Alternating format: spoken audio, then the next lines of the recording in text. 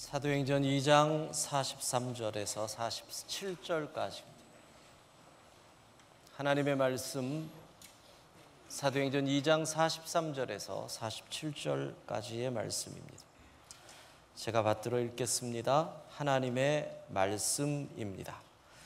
사람마다 두려워하는데 사도들로 말미암아 기사와 표적이 많이 나타나니 믿는 사람이 다 함께 있어 모든 물건을 서로 통용하고 또 재산과 소유를 팔아 각 사람의 필요를 따라 나눠주며 날마다 마음을 같이하여 성전에 모이기를 힘쓰고 집에서 떡을 떼며 기쁨과 순전한 마음으로 음식을 먹고 하나님을 찬미하며 또 온 백성에게 칭송을 받으니 주께서 구원받는 사람을 날마다 더하게 하시니라. 아멘.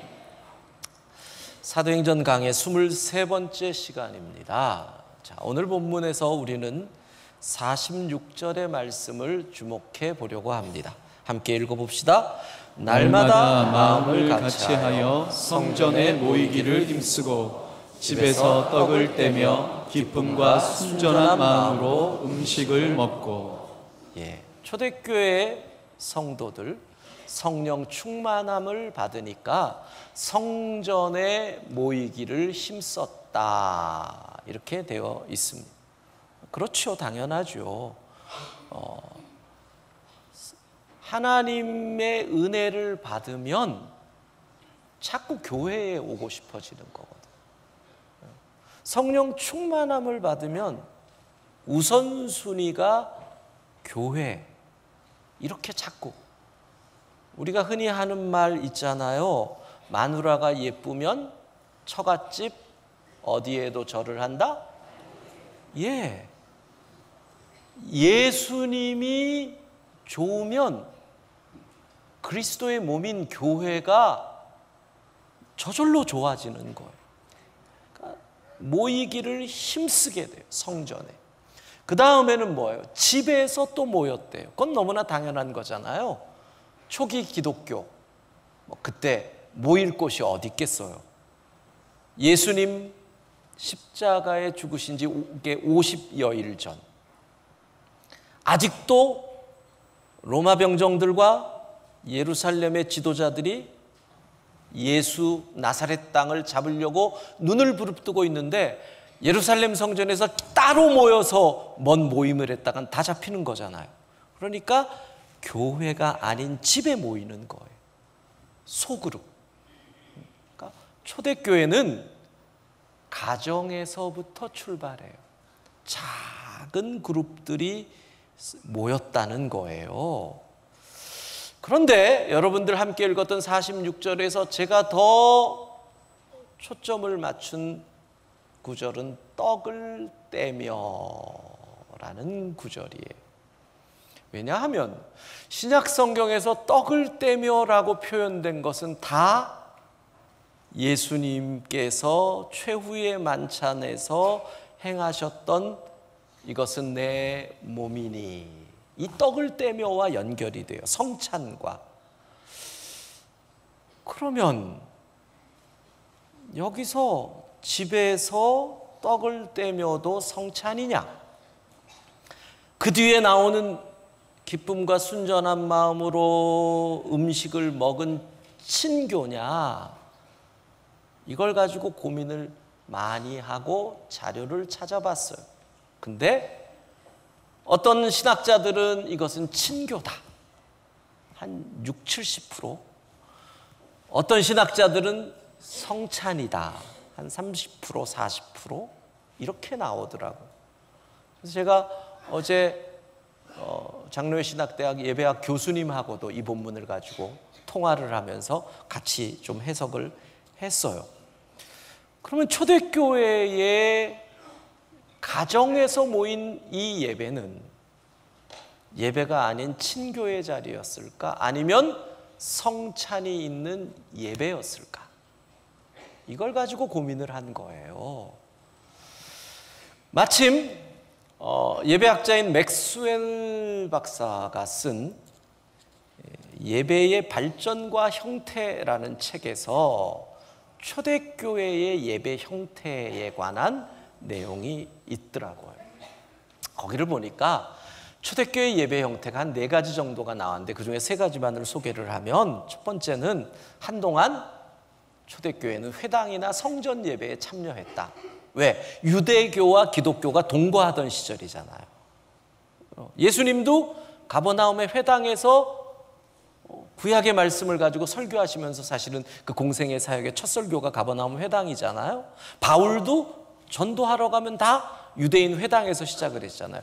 그러니까 회당과 예루살렘 성전에서 유대교와 기독교가 같이 있다가 어느 날 유대교에서 퇴출을 당하게 되거든요. 처음에는 같이, 두 번째는 초대교인들은 그 예배 시간에 애찬이라는, 지금 우리말로 아가페 밀, 애찬이라고 하는 공동 식사가 있었다는 거예요. 우리가 유대인들이 식사하는 모습 그림에 보면은 이렇게 비스듬하게 상해서 그러잖아요. 그러니까 유대인들은 유월절 식사가 곧 예배거든요. 그 식사 자리에서 성경, 질의응답, 밥 먹으면서 이걸 다 한단 말이에요. 그러니까 이 예배에 공동 식사, 애찬이라고 하는 공동 식사가 있는 거예요. 초대교회 교인들도 그걸 그대로 한 거죠.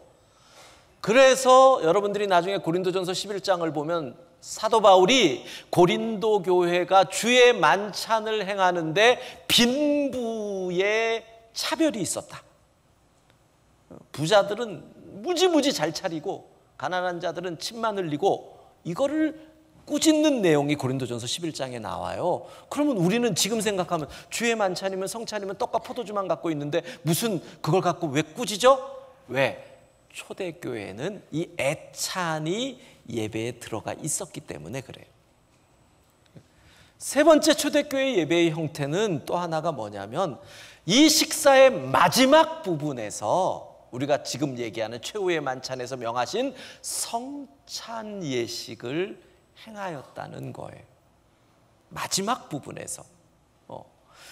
그러니까 오늘 본문에 나오는 우리가 읽은 46절, 떡을 떼며 음식을 먹고는 가장 초기 교회의 예배의 원형을 우리가 이걸 통해서 이 짧은 구절에서 읽을 수 있는 거예요. 그때는 유대인들이 유월절 예배를 드렸던 그 식사를 했던 그 예배의 모형을 가지고 애찬을 나누면서 예배를 드리고, 마지막에 주님이 오늘 우리가 할 이 떡을 떼시며 받으라 마시라 내 몸이다 내 피다 하셨던 이 성찬을 마지막에 행함으로 요 일이 이루어진 거예요. 그러니까 본문 46절은 가장 초기 교회의 예배의 원형이다, 이렇게 생각하시면 돼요. 근데 바울의 비판이 나오는 것처럼 2세기부터는 그 예배에서 애찬이 사라져요. 여러 이유가 있죠. 로마의 핍박으로 이런 애찬을 차릴 수도 없게 돼요. 고린도 교회를 향한 바울의 꾸중처럼 또 빈부의 격차가 교회에 나타나서 문제가 돼요. 또 애찬과 성찬을 구별하는 게 어려워져요. 이런 이유로 애찬이 교회의 예배에서 사라지게 되고 성찬만 남게 되는 게 2세기 교회 예전에서부터 시작이 된다는 거예요. 그러니까 오늘 46절은 가장 초기 교회의 예배의 원형을 보여준다, 이렇게 보시면 돼요. 근데 여기서 또 한 단어를 우리가 집중해 봐야 돼요. 이곳에 기쁨이라는 단어가 나와요. 기쁨. 왜? 우리는 요 단어가 좀 성찬과 연결되면 익숙하지가 않아요. 그렇잖아요. 여러분, 성찬식 그러면 맨날 우리는 뭘 생각해요? 주님이 십자가에 찔리셨어. 여러분, 떡을 받으면서 웃으면 괜히 미안하지 않아요? 뭔가 슬퍼야 될 것 같고, 뭔가 가슴이 찔려야 될 것 같고, 잔을 받으면서 주님의 피, 막 이게 우리의 성찬에 임하는 자세잖아요. 근데 기쁨이라는 단어가 여기 딱 나온단 말이에요. 왜 그랬을까요? 잘 생각해 보세요. 이거는 오순절이잖아요. 얼마 지나. 그러니까 이 초대교회의 예배가 일어나는 때는 예수님이 부활하시고 50 며칠 밖에 안 됐을 때.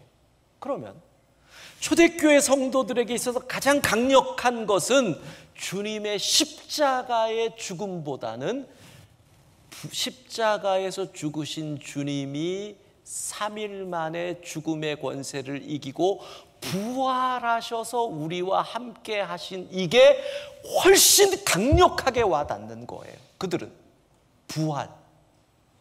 부활하신 주님이 제자들과 함께 식사를 하신 그 생각, 부활하신 주님이 갈릴리 해변에까지 와서 고기를 구워서 제자들을 먹여주셨던 그 생각이 이 애찬의 자리에 같이 있는 거예요. 그래서 그들은 지금 우리가 애찬과 성찬을 나누는 이 자리에 부활하신 주님이 함께 계신다 라는 믿음을 가지고 떡과 잔을 대했기 때문에 이것은 그들에게 있어서 기쁨의 순간이었다는 거예요.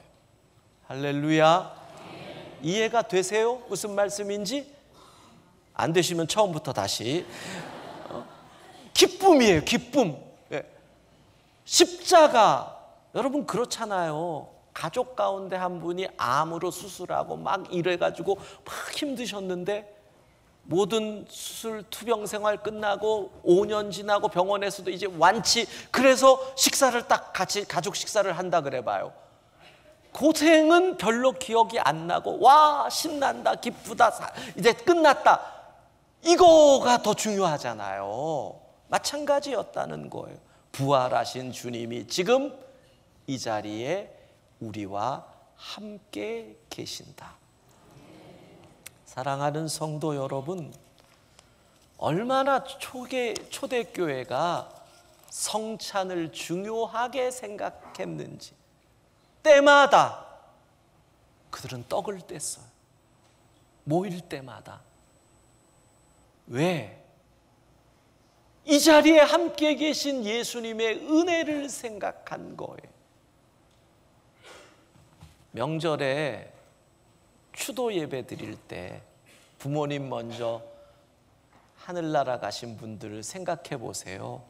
추도 예배 드릴 때 형제들끼리 모여서 와 우리 부모님 살아 계셨을 때 얘기하면서 가슴이 뭉클뭉클 하잖아요. 또 부모님이 하신 일, 해프닝들 생각하면서 웃잖아요.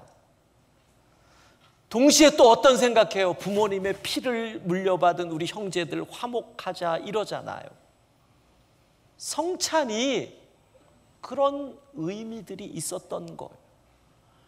예수님의 사랑, 이 땅에 성육신하신 그 예수님, 우리에게 가르치고 연약함을 치유해 주시고 함께 해 주신 그 예수님, 나의 죄 때문에 십자가에서 죽으신 예수님의 그 희생, 사망 권세 이기시고 부활하신 예수님의 능력, 지금도 아버지 우편에서 우리를 위하여 중보하시는 예수님의 사랑, 그 모든 예수님의 은혜를 떡과 잔을 대하면서 주님 감사합니다, 이 자리에 함께 계신 주님을 찬양합니다 라는 고백의 시간이 성찬의 시간이었는 줄로 믿습니다.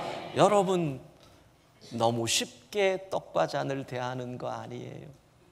우리는 이 성찬을 너무 우습게 여기는 거 아니에요. 성찬을 너무 장난처럼 대하는 거 아닌가요? 오늘 떡과 잔을 대할 때 주의 은혜를 깊이 가슴에 새기고 그 사랑으로 인해 감격하고 주께서 베푸신 은혜를 기억하며 이 성찬에 참여할 때 성령의 기름 부으심이 임할 줄로 믿습니다.